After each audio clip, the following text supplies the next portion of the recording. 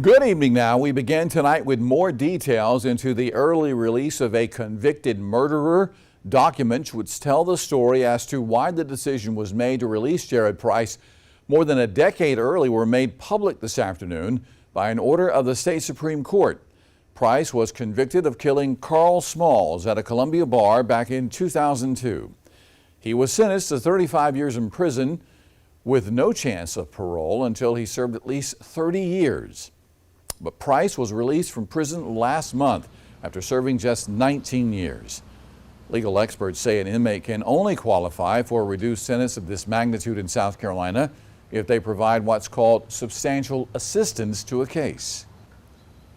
So substantial assistance really means you're able to help the government put away a bad guy other than yourself. So if you are able to help the government put away a bad guy, that's often determined to be substantial assistance.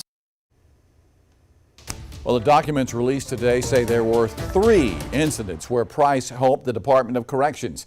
The first time Price helped is when he alerted the prison that a dangerous inmate had escaped without them knowing and had been on the run for 3 days. That escaped inmate was eventually captured.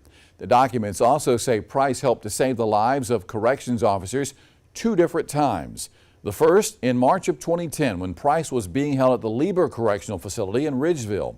The record says when an inmate escaped his cell and tried to hit an officer with a broomstick after a brief chase, Price came out of nowhere and tackled the inmate to the ground. It says the officer's radio was not working, so Price took the inmate out of the area and held him down until more officers arrived to help the original officer.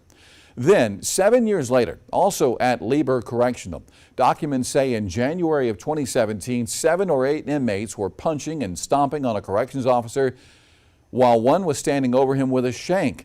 Price and another inmate were able to pull the inmates attacking the officer off of him.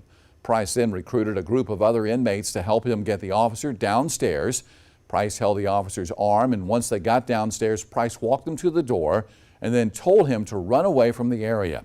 But as the officer was headed toward the door, an inmate who had been hiding hit the officer in the head with a broomstick. But Price and the inmate who was helping him were able to get the officer out of that unit.